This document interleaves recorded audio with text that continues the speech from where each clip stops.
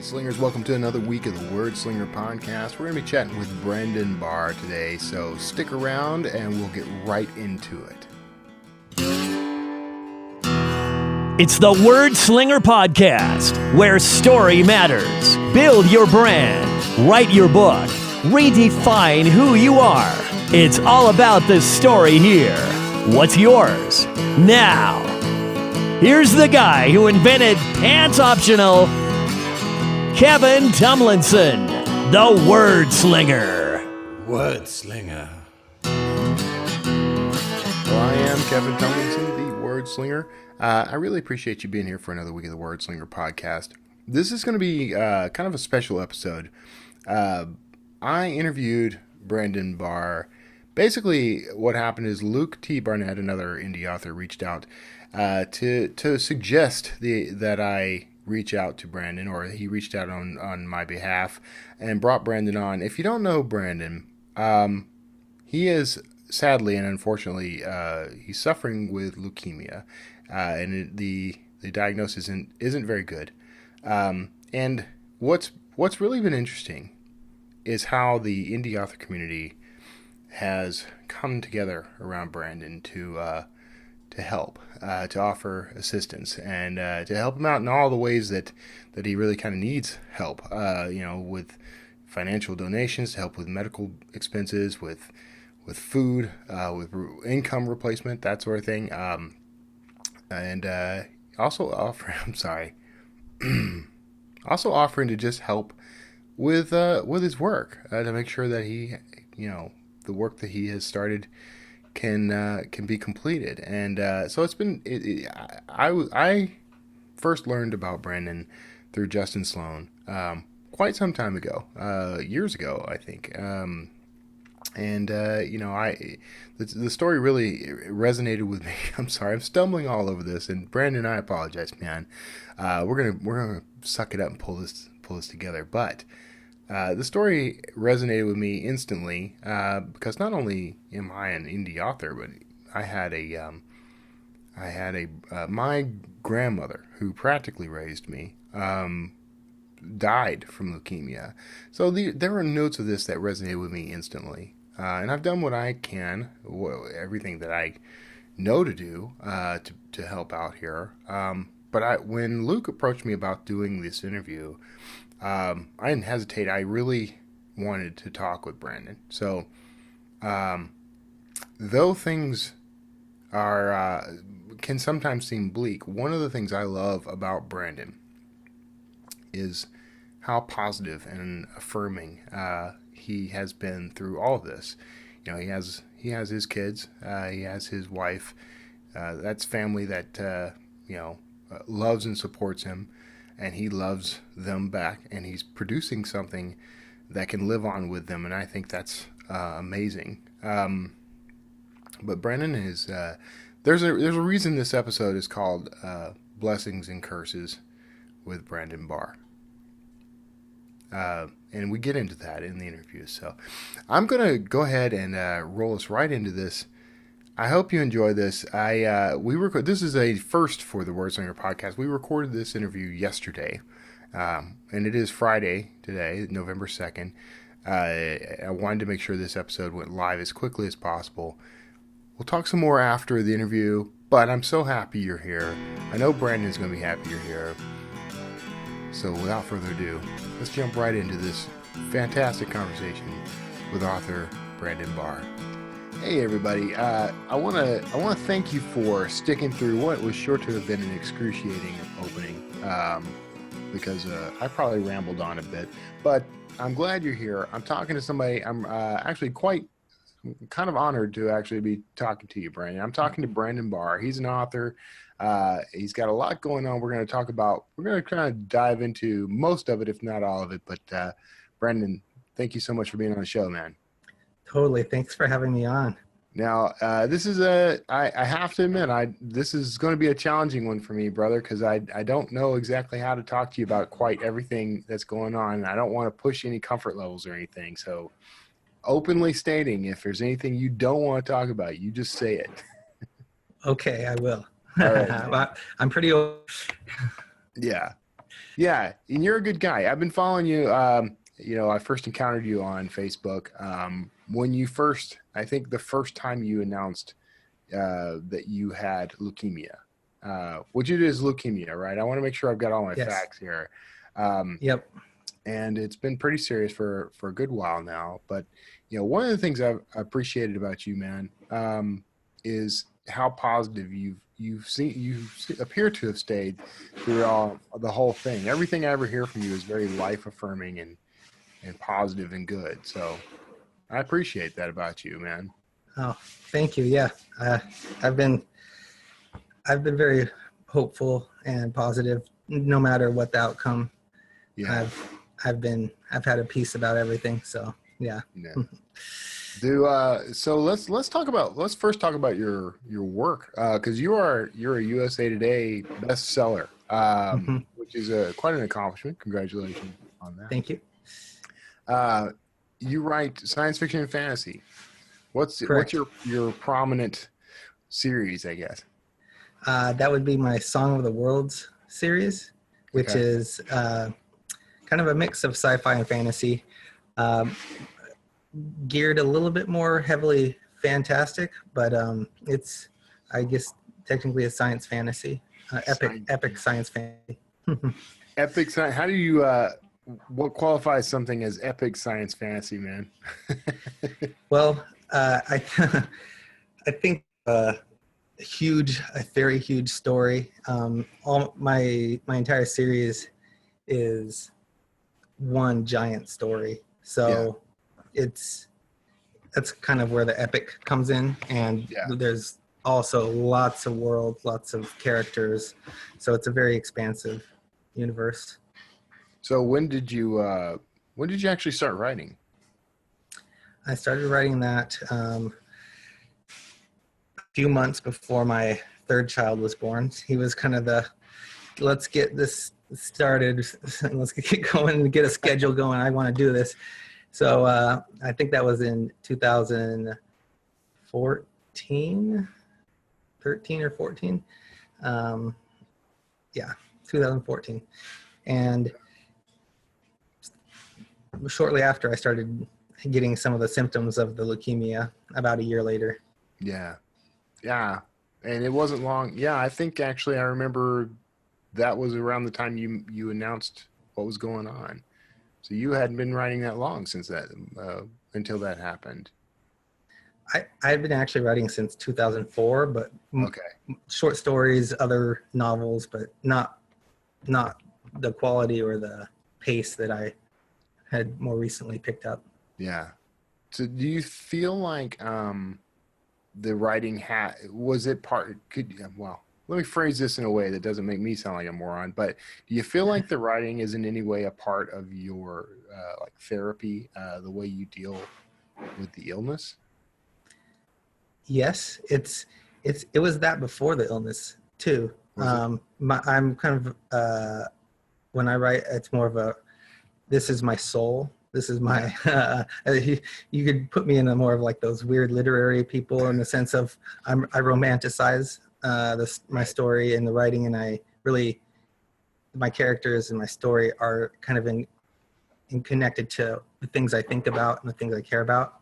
So Yeah. I do play out a lot of um, big question scenarios within a story, like pain and suffering and evil and Yeah. keeping faith, losing faith, and all these heavy topics. And so it was therapeutic before and during Yeah. the cancer.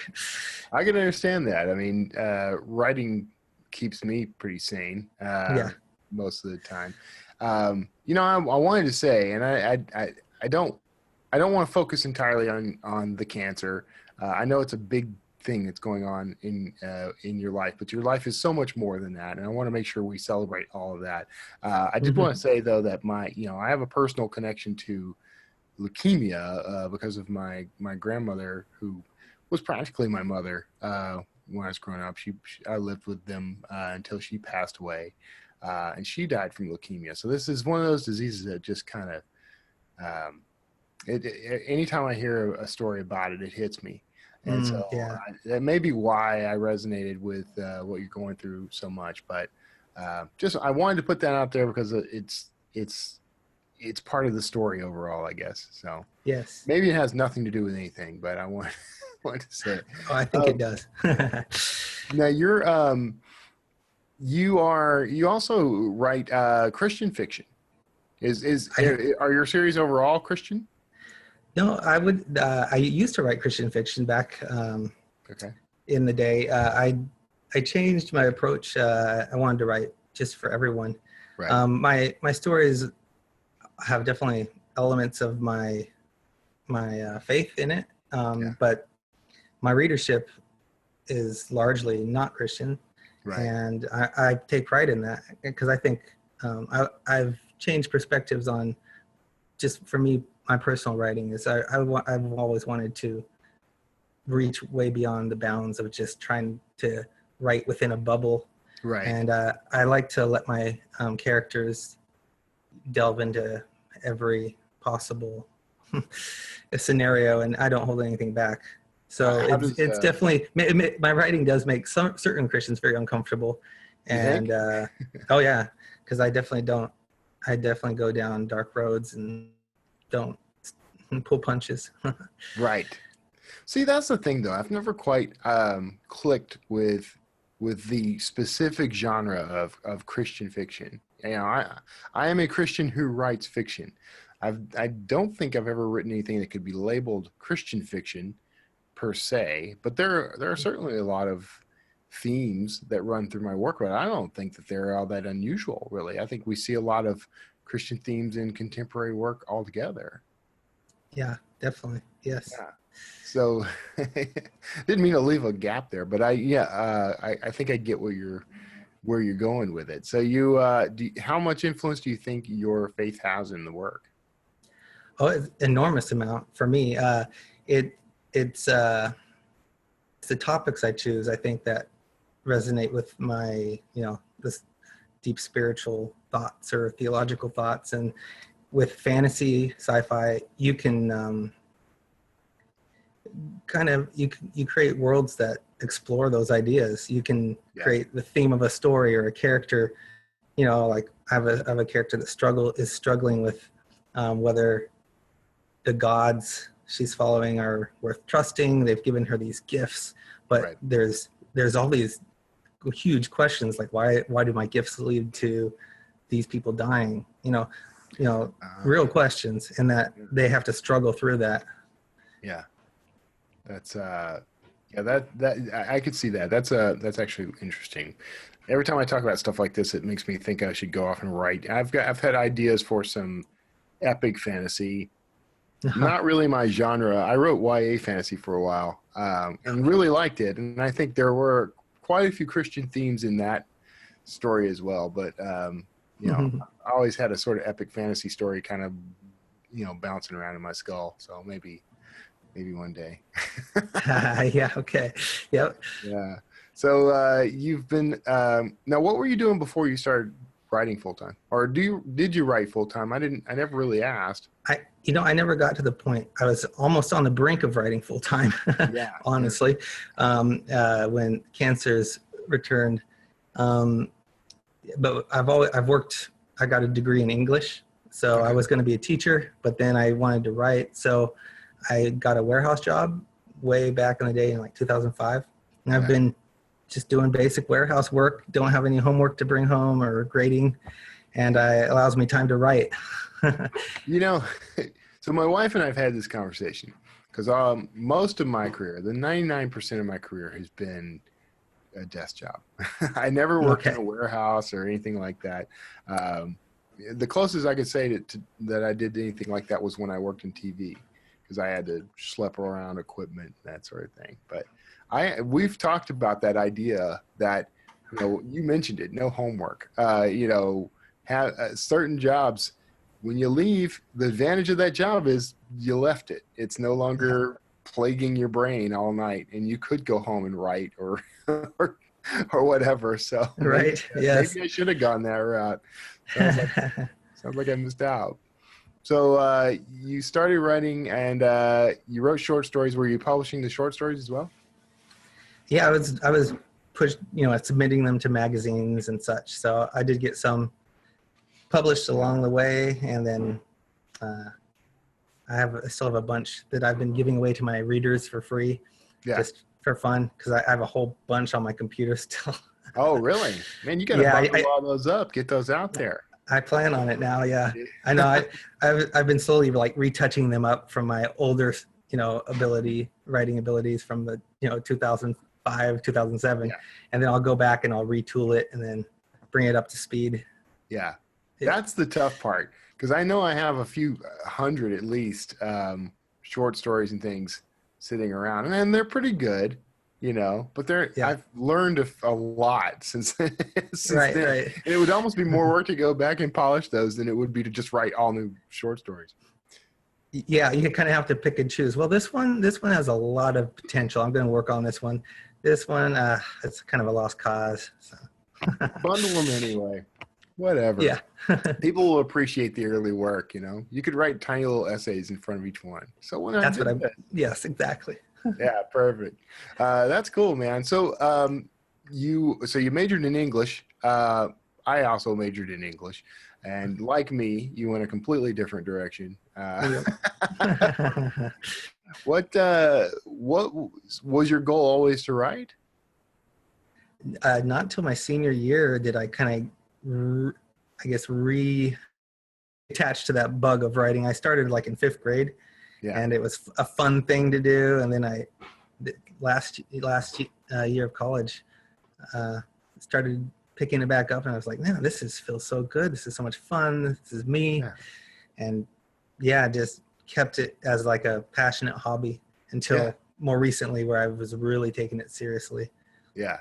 Yeah. And how much do you think your diagnosis influenced how serious you took it? Man, I was taking it very seriously Yeah. about a year before my diagnosis, and prepping it. Like, I was reading up on all, like Lindsay Baroker's blog. I was gaining wisdom from her, gaining wisdom from different Facebook communities, and I was just really entrenching myself in podcasts and stuff. And so I was gearing up to like, okay, this is going to be the next phase.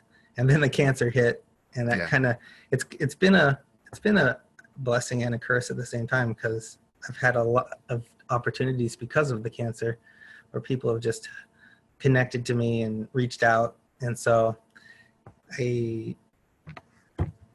I've just like, well, I'm going to keep on trucking and keep on pushing towards the goal. And, it was therapeutic and enjoyable. I loved it. So, yeah,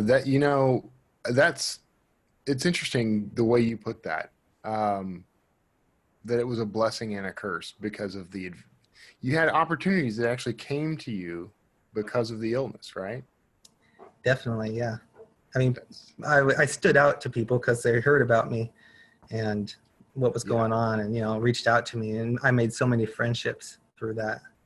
Yeah. Yeah. That's interesting. I mean, that's an interesting sort of take too. I mean, there's a lot of, there are all kinds of things that strike people, from major to minor, right? Or minor to major. People talk about how their job gets in the way of the writing, or how they had a really bad week at work, and so they don't feel like writing, or, and then there's major illnesses or major disturbances in your family, or, whatever. And that idea that you can still pick it up and still do it. I mean, it had to have been challenging, right? Oh yeah, definitely. I mean, there was definitely long periods where I wouldn't do it because I just wasn't in the mood, or I didn't feel good. Yeah. Or I wanted to spend just, like, oh, this is all family time. I'm not doing anything else. But then eventually I would start getting my wind back, and I'd have this longing to continue the story I was writing, because it was so meaningful. Well, and what a gift too, to leave for your family. I mean, we're all headed to the same place, I mean, I don't. Hopefully, you stick around. I'm praying for you, man, and I'm hoping you stick around for years to come. Okay, I don't care what any doctors say. I mean, I'm still praying for you. Thank you. But what a legacy to leave! That this piece of you, this world that you created, that your kids can grow up enjoying and being a part of as well. That's to me, that's one of the reasons we do this. I mean, I don't know how you feel about it, but that's how I feel about it. What do you think? Oh yeah, absolutely. Like my kids are very proud that I write books. They they want to write books too. Yeah. And Oh, there's that's that fantastic. all that kind of That's connection that I have. Yeah. Yeah, They and have just a to be good able to example. and to be if I should pass, then I could leave this whole story behind, and not just my writing, but also the story of people in my life that have helped me along the way and helped me in my darkest hours and Yeah. all of that. Yeah. Man, I'm sorry. I'm a little touched by that. Sorry. Uh, I love everything you just said is what I'm trying to get at here. Because I think, well, and the part I especially appreciate is how you have looked at this as a connection to other people rather than separating you from people. The way we often look at illness, and that's just remarkable, man. Truly remarkable. Um, so how are things? I mean, well, I don't want to. Again, I've lapsed back into focusing on the illness. I'm sorry. It's Um, okay. what about your the author community? I know the author community has really been behind you. That's one of the things I love about our community, man. Do you have any like standouts? Are there people that I mean, Luke Barnett is the one who connected us and said that we should chat with each other. Thank you, Luke. Yeah. What are some of the other people you've encountered and some of the things that you know, as far as the writing community goes? Oh man, I mean, there's so many. I'll name some, but I will obviously be leaving out a huge swath of people. Yeah. But when I first relapsed, my first relapse, I I was really reached out to by Justin Sloan and Yep.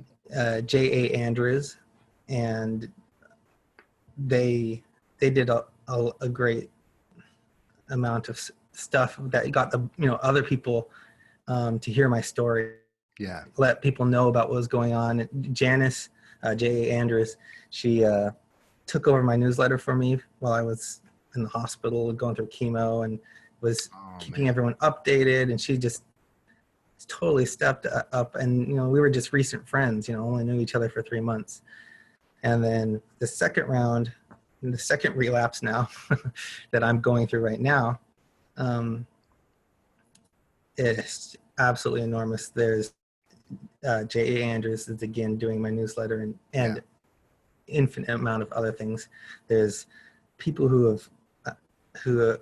some authors that have come to me who want to finish my book series for me that I really respect.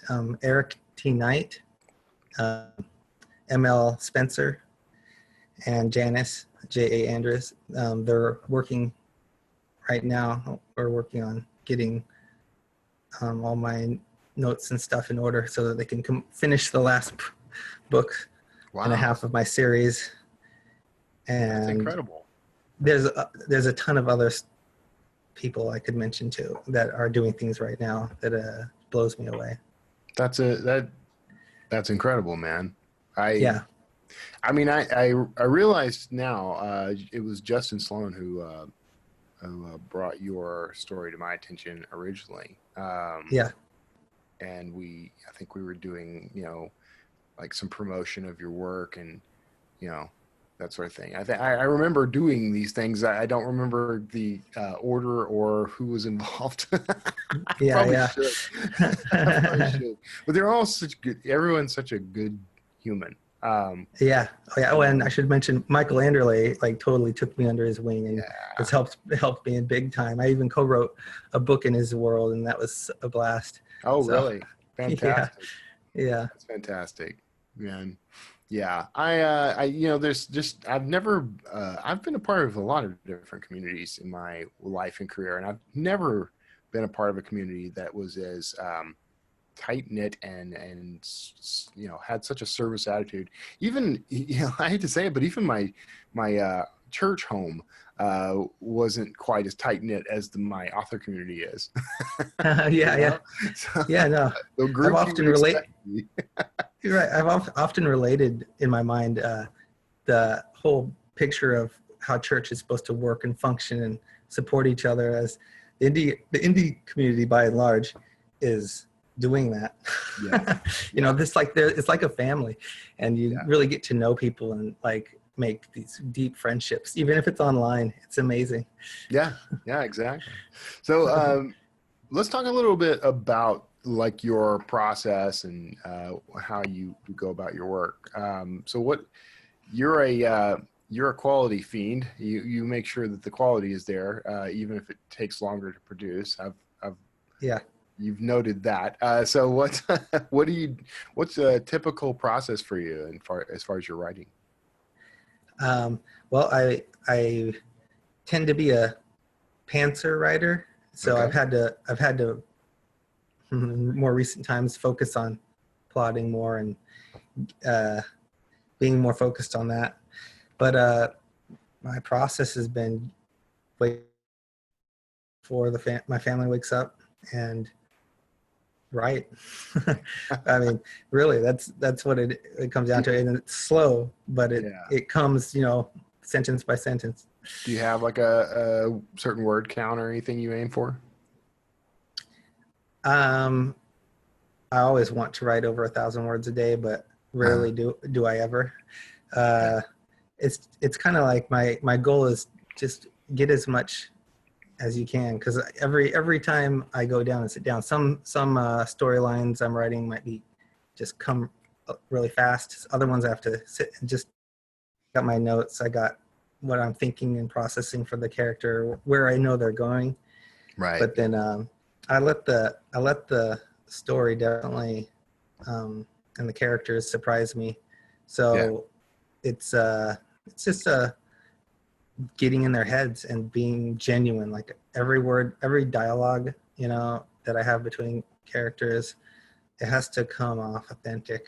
And sometimes that means me thinking, what's Avon gonna say? What's Savara gonna say? Yeah. To that, or how are they gonna react to this? Because I Right. know them, but I have to really think about how would they genuinely react and what's the most exciting way I can make it. Yeah. So it's just a word by word, sentence by sentence So process. you said that these characters. I mean, do you feel like they have a life of their own, the characters in your books? Absolutely. Yeah. That was a And part loaded of question. part of them are me. I mean, like Yeah. part of many of my characters are like going through or struggling with things that I want them to struggle with, or because there are things I've struggled with, or so forth. So they are an extension of me in lots of different ways too. So Yeah. I know them really well, even though they're different in other ways, but I know the Yeah. core of who they are. Yeah. Yeah. My characters can be jerks too. They Yeah. pretty much rule. They take things over. They do a lot of things that I really didn't want them to do, because then I have to write about those things. So Right. Yep. Absolutely. Man. Yeah. No, I have one character that's deep, noble-minded and spiritually attuned to the gods and like sensitive, but she has this deep flaw of loneliness where she's voyeuristic, and she spies on the different people that live in her kingdom, because she's so lonely, and it leads to these horrible things in her life. And so they go down these really dark roads, and oh wow. yet they have good. It's like that good and evil inside of us. It That sounds like a commentary on social media. Well, yeah, that could be one way, or pornography, Or pornography. There you go. Yeah. right? Well, they're not all that different. Right. Just different No, that's aspects of watching someone be horrible. no, it's true. It's like you create a fantasy of, oh, I need to be like that person or this person. You become dissatisfied and you focus on, things Right. that are not you, and then you are enslaved by this ideal, and Right. you're not free. Right. No, I hear you. Yeah. Sometimes I wonder, like every day I wonder about why I'm still on Facebook.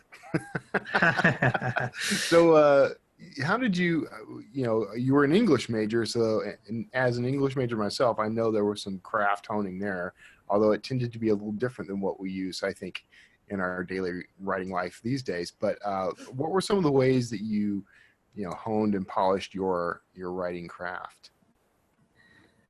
I think a lot of that came to reading. I'd read these great books that would inspire me, and I'd really focus on what the authors were, how they created that authentic, like character that just pulled me in, and I would be so moved by that scene or that character, and I'd try that kind of flow into my own stories as best as I could and learn. And it takes years of for me it took years of writing to really connect where I knew, okay, when I'm writing this, I know how the reader's going to be feeling emotionally, and I know, like I now have that level of connection where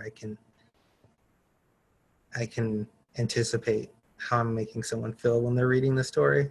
Yeah. And I know when it needs to be better or more impactful or be touched up, Yeah. Yeah. Yeah. So you feel like you learned more from studying how others were applying the craft than from, say, reading books about craft? I mean, you feel like that was I think your speed? I think reading good books has helped me create, as I've really soaked them in, has helped me create rich characters and authentic scenes. However, some books on plotting and craft, and I can't read a book on craft and character and get the same level I do as out of reading a good book. But however, reading a plotting book and having that in mind of 3 acts and how to kind of pace things, I think does enhance my storytelling when I focus on that. So it's kind of like the structural stuff is helpful when combined with the literary reading of just keep reading good books that you want, books that inspire you, the books that, because everyone has different tastes. Yeah. But reading those books that you are really drawn to, and reading the structure books that are nonfiction structure books, that's a great combo. Yeah. You always get the advice. Every writer gets the advice that you should study craft. And I think most writers take that as, I should read as many books about plot and structure and characterization as I can get my hands on. But I've always felt, and I think you mirror this, that you study craft best when you see it as applied as it's meant to be applied. The reading good books, reading occasionally the bad book, the terrible book. Yeah. But just in being able to, I think it's like being a connoisseur of wine in a way. All wine sort of tastes alike when you first start out, and then you start to notice those subtle nuances, but it's only through application. So yes, yeah. Like I've sometimes done the exercise of, oh wow, this paragraph really moved me. Yeah. What would it be like to write that paragraph? And I'll write it down as a writer in a kind of a different mode. And it's like, these are just simple words put together eloquently. And just those little exercises of like, wow, this is a moving piece that I know is moving from whatever book. Yeah. And really thinking through what made it so moving. Benjamin Franklin did that. That's how he taught himself to write, by copying the work of others, and he would do it by try to replicate it by memory, basically. And I guess that got him into that rhythm. Once he got to the rhythm of being able to replicate it perfectly, he figured he'd learned the skill. Wow. Yeah, That's that's great. very encouraging to hear from you, man. I think that that's actually good advice, because I struggle sometimes. I get asked a lot by will-be authors, I call them, the new folks coming in, like, what they should do to improve craft. Mostly authors want to know how to sell more books, and that's a tough enough question to ask. But those that are truly serious will ask me, how do I improve the actual writing? And sometimes that's a struggle. But I think reading was one of the pieces of advice that I always gave. So it's good to hear other people agree. Yeah, and reading, and then just doing it, writing books, like Just writing doing stories. That's I've heard many people say, you're not a good writer until you've written 1,000,000 words, or Right. different slogans like that. And Right. and in some sense, that's exactly my story. I've seen myself grow only through doing it. Yeah. So what about criticism? Do you get any criticism for your books? Oh, sure, yeah. Yeah, definitely. I mean, yeah, there's definitely criticism that comes, not a lot, but but the criticism that I found most helpful, I mean, I recruit those people. I have in the past. Like, that's what it should be. I got a great Goodreads a critique that I was like, man, I'm reading this guy. I'm like, these are flaws I knew were in there, and wow, he very eloquently pointed them out, but then also pointed how much he loved different things. And I was like, this guy needs to be on my beta reading team. So, exactly right. And he was so honored. I was like, I love that about, like, I'll read all my negative reviews and all they do is help me. I mean, unless there's one that's, they're just kind of not connecting or whatever for, they weren't the right reader for the book, then I understand that. But yeah. Or there's the occasional review where I was not a pack of sausages, or something similar.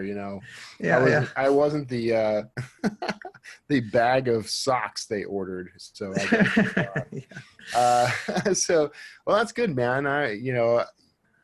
That's the exact philosophy that I try to share with people, that I myself try to remember, that the criticisms can actually be very helpful in perfecting the work. I mean, what do you think your ratio is of time spent writing versus time spent editing? Ooh, you didn't know there was going to be math, did you? I it's okay. I think definitely I spend more time writing than editing, because I try to get as much right in the first go around, and it makes the editing process easier. Once I finish a whole sequence in one of my stories, when I write epic story, epic fantasy, science fantasy. So I have like storylines where I can just finish an entire storyline, then have to write more storylines because they don't connect in this book. So I'll write a whole storyline and I'll be, notes down. Okay, on second draft, fix this, touch this up. But I'm really pretty set when I have it in the first draft. It just needs polishing. Yeah, that's good advice. I mean, that's a good process. Get it right the first time. I know I'm sure it probably does slow me down, because I know there's also good advice of just get the words on the page and keep going. And that's something I've tried to do, and I do it to the best of my ability, where I don't look back and keep re-editing stuff. But I just tend to be slow in general, so I go slow, and I write the kind of stories I write they necessitate me getting a lot right on the first draft. I have lightened up a little on, because I used to very strongly preach that you should never edit while you're writing, because it slows you down, and it makes the odds of not finishing the book much higher. But I've learned, and I stole an idea from Dean Wesley Smith about looping, that I've but playing around with and modifying my approach to looping. He does like 500 words and hops back, edits, and does 500 more. And I think that's a pretty good rhythm. But I do like my two pages, or whatever my word count's going to be for the day, 2,500, 5,000, whatever, and then edit that and then continue writing. I think I could probably make better use of the time though. So I've lightened up a little. I think that there's room for, taking your time with it, making sure it's right. Do you have, do you have editors other than yourself, or do you do all your own editing? No, no. I've had different editors. Yeah. Over the course of the years. It's not a given anymore. Not everyone uses editors anymore. Yeah. Sometimes to your detriment, and sometimes some people get away with that. I don't know. I don't really use paid editors anymore. I use my street team more often than not, but most of them are actually editors. So I'm kind of no.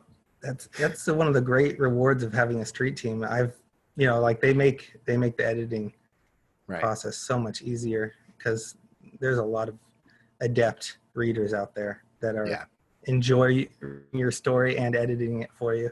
Right. So it's awesome. Yeah. I couldn't do it without them for sure. So what? Yeah. Speaking of your beta readers, I'm sure they're aware of everything that's happening in your life, what's going on. Do you communicate with them regularly? Specifically my beta readers, I usually only reach out to them when I have a project coming up. Okay. Because they're all on my general mailing list anyway, so they get the daily, not daily, the weekly or monthly emails from me. Yeah. So I don't send them extra messages, I guess. Oh, okay. All right. Yeah. Just checking. Yeah. My street team, they're kind of my buds now, and they're giving me a hard time because I'm late on a book. So, nice. I don't think any of them listen to this show, so I think I'm safe in teasing them a little. But well, man, that there's so many things going on for you in your life. It seems so. It's pretty incredible what you're accomplishing, and I know that this illness is taking its toll, but I'm still pretty impressed by what you're able to produce here. So the folks who are kind of taking up arms to help you finish the last of the series, how are you working with them? They are going through my books right now, and they've totally stepped up because I know I don't have a lot of energy. Yeah. And this week I've been feeling really good. I got a blood transfusion, so I'm doing pretty good right now. But like the last 2 weeks, That's I felt like vampirism. I'm kidding. That's a terrible joke. Go ahead. I'm sorry. My dad's a vampire. He works in a lab, so it's okay. Oh, okay. But no, they've been going through my books really in detail, and I'm making videos and outlines for them when I'm feeling up to it, and kind of they really want, their desire is to write the story that was kind of like my passion and my heart, and I'm excited about the people involved, because they are of the same mindset. Like they're very good writers, and they're very kind of serious writers. Yeah. That don't mind writing in heavy topics like I like to write. So we're just collaborating on all that. Yeah, and then like I mentioned earlier, there's this whole Facebook page of other authors who have been helping with my book launch, because I was gonna not relaunch my book series, because I did I had this whole relaunch planned for my books 1 through 3 that are finished, and I had new covers, art, and maps, and all this stuff. And I was like, when the cancer came back, I was like, I'm not gonna be able to finish the series, so I'm not gonna make a big hype about a launch, because no one's going to be able to finish the series. But then everyone stepped up, said, we're going to launch your books for you. We're going to write your books, finish your books. This core group of people, I haven't mentioned all of them, but and then there's like over 300 other authors all doing things, and fans that are all incredible. working to relaunch my series. They actually hit the publish button on my series earlier. It was last week, and they through their efforts they got it to as high as number 79 in the entire Amazon store. Wow. Which just like, it's all on them. That's fantastic, their love and support. So I was just blown away. I'm so proud of the community. Yeah. I just, and I say this kind of stuff a lot, and I think I never know if people actually believe me, but I just genuinely love the indie author community. Like, it's just such a great group of humans. And it is. I'm just always floored by how much compassion and how much kindness and love flows out of that community. So, and the great thing is so many different walks of life, so many different views on everything, but then yet there's this bond of we're all together. Right. We're all coming together. It's awesome. Yeah, exactly. Yeah, we're all miles apart in some ways, philosophically and politically and whatever sometimes, and then it doesn't matter. Right. I think that's the best the best possible lesson to take out of all of it. I think absolutely the differences just don't matter. Don't let those differences overcome our common love and humanity for the friendships and things like that. Yeah. Exactly. Man, we are sadly we're at time, so I'm gonna go ahead and wrap us up. But I just want to say I continue to pray for you and your family. I am moved, completely and utterly moved by your spirit and by what you're doing and accomplishing in the world. It's an honor to be able to chat with you, man. I'm very glad you took the time. I'm honored to be on your show, Kevin. Thank you. All right. Everybody else, you are right now hearing the groovy bridge music. You may dance in place at will, and you're going to want to hang out on the other side of this break. We're going to wrap some things up. I'll do our little closing. Who knows what I'm going to say, but you'll get to find out when you stick around. So see you on the other side. Hear your book the way it was meant to be heard, with a fully custom soundtrack based on your material, an album of music that perfectly fits your characters, your settings. Hear your book today. SonataInscribe.com. Hey, thank you for sticking around. I hope you got something profound out of this interview with Brandon. I know I did. This idea of this illness that is trying so hard to take his life,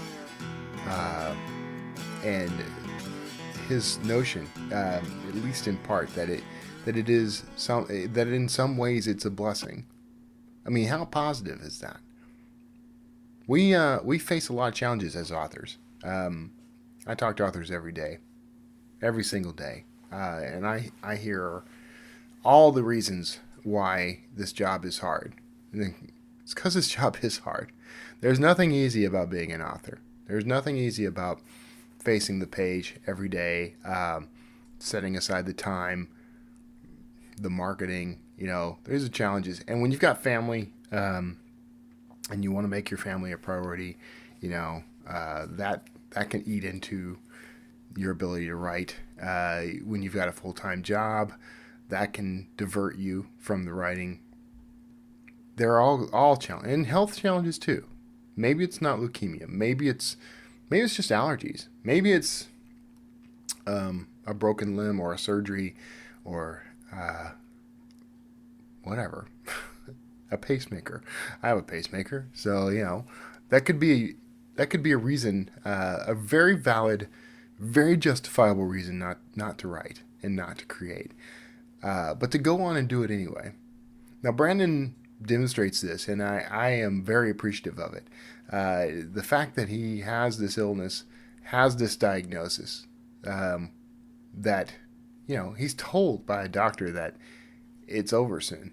And so he's making preparations, and he's fighting it. He's still fighting it. And I'm praying. And I don't know what your religious background is, what your faith is, spirituality. I don't know if you believe in anything, and I don't care. You get to be you, and I'm glad that you're you. But if you would, whatever your stance on life and the universe and everything may be, if you will just pray for Brandon's healing, I would appreciate that. I know Brandon and his family would deeply appreciate that. So just think about it. But beyond that, what I hope we all take away from a story like this is that even when things seem like they're at their darkest, there are still these signs of hope. There are still these things that we can do that make us live forever, that demonstrate how strong we actually are. And it's powerful. So, I don't know Brandon that well. I haven't known him very long at all. I've known of him more than I've known him. We've had very brief conversations, mostly on Facebook, and that's fine. I mean, I wasn't part of Brandon's circle of close friends or family or anything like that, but I've been following what's been happening with him. I've been watching as he's dealt with all this, and the things that he says and the things that he does, they mark him as someone I think I would very much enjoy having in my life anyway, but that I can definitely take some inspiration from. And I'm hoping that's what you do. I'm hoping that you take inspiration from Brandon, help him out. Now, there are some things you can do here. If you go, first of all, we can help Brandon out. If we go check out the work he's producing, you can find, if you go to Brandon Barr, that's Brandon, BARR.com. That's his personal website. You can find him on Facebook. You can find him on Amazon. Go pick up a book. Go spend a few bucks on a Brandon Barr book, and then tell some friends and family to do the same. Just do that. If you don't read that type of fiction, that's okay. Let's just do that. And if you do read that kind of fiction, let's read it and let's leave some good positive reviews. Let's help get some buzz for that work. I mean, he's a USA Today bestseller. He's got, plenty of readers. He's got, he's got a career here. But I think one of the things that came up in our interview was how, these characters we create, they're in small part, they are us. My characters, and I believe he agrees with this, but our characters can be distinct from us, but they're still in some small part us. So you get to see a little piece of Brandon's soul in what he writes. And I think that's worth honoring. So I would ask that you go help out there. And there's a lot of other stuff you'll be able to find in the show notes of this episode. If you missed the URL, it is BrandonBarr2rs.com. Go check that out. I would greatly appreciate that. He is on Facebook. It's /Brandon J Barr, so you can find him on Facebook. Just search Brandon Barr. The thing that one of the things that really struck me in this interview, aside from Brandon's personal character and his strength and what he's doing and what he's facing, the thing that really struck me and touched me was how the indie publishing community has just come out of the woodwork to help and be supportive. And we mentioned this toward the end of the interview, but regardless of because I know politics right now, especially with the elections happening, everyone's up in arms, and I think it's remarkable that regardless of our politics, regardless of our faith, whether we believe in God or whether we think that that's a joke, some people do think that's a joke.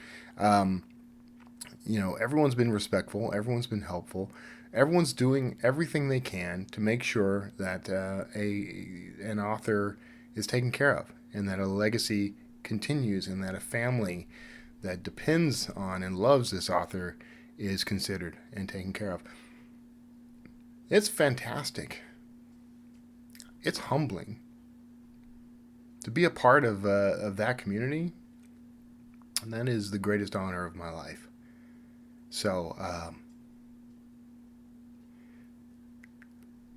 thank you for allowing me to be a part of all this, and thank you especially to Brandon, who is an inspiration to me. It was an honor to chat with you, Brandon. I'm not handling this as well as I hoped I would, so I'm going to go ahead and wrap us up. Quick notes. If you are if you're going to be at 20 Books Vegas next week, I'll be there. Make sure you say hi. I don't think I'm speaking. I should know, but I often don't know. So I don't think I'm presenting or anything. But you are welcome to come look me up. I'll buy you a drink. We'll hang out. And we'll enjoy ourselves. And this may mean, unless I can get another episode in the can before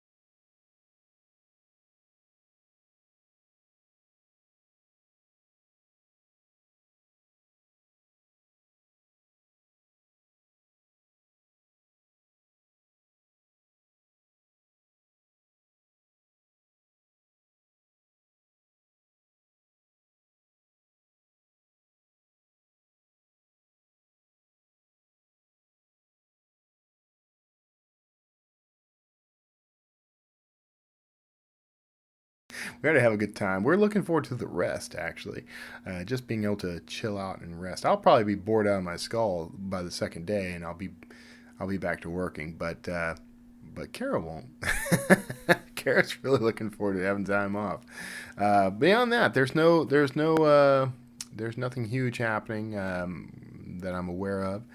Got lots of cool stuff happening with Draft Digital. We just announced the beta for D2D print, so if you are interested in that, go to draftdigital.com/print beta, I believe is the URL. If that doesn't work, just ping me on Twitter or Facebook or something, and I'll get you the link. That's to get on the waiting list for the beta. We're introducing people now. We're going through the crowd that we met at NINC first, and then we're going to start bringing groups into it. We're pretty much ready to finalize this thing, so I'm excited. D2D print's going to be pretty amazing. You're going to get a lot out of that. We got another big announcement coming up on next week. We'll just say next week. I don't know which day. So get ready. Get ready for a flood of announcements, actually. Probably one a week over the next couple of months. Some big D-to-D stuff. So anyway, thank you so much for being a part of the Wordslinger podcast. You're the biggest and best part of the Wordslinger podcast. I really appreciate you being here. I cannot tell you how much I love and adore every one of you. And I hope you take something really special out of this particular episode. I know I have some profound things and some reconsiderations, actually, for a few of my own, we'll just say attitudes. So, God bless each and every one of you. I'm glad you're here. And I'll see you all next time. Hey, thanks for tuning in to the Wordslinger podcast. Now, you can support this show by visiting wordslingerpodcast.com. That's where you're going to find back episodes, books by me, and links to anything and everything Wordslinger. And be sure to subscribe to this show on iTunes, Stitcher, YouTube, and anywhere else fine podcasts are sold. I'm Kevin Tomlinson. Thanks for tuning in, and we'll see you next time.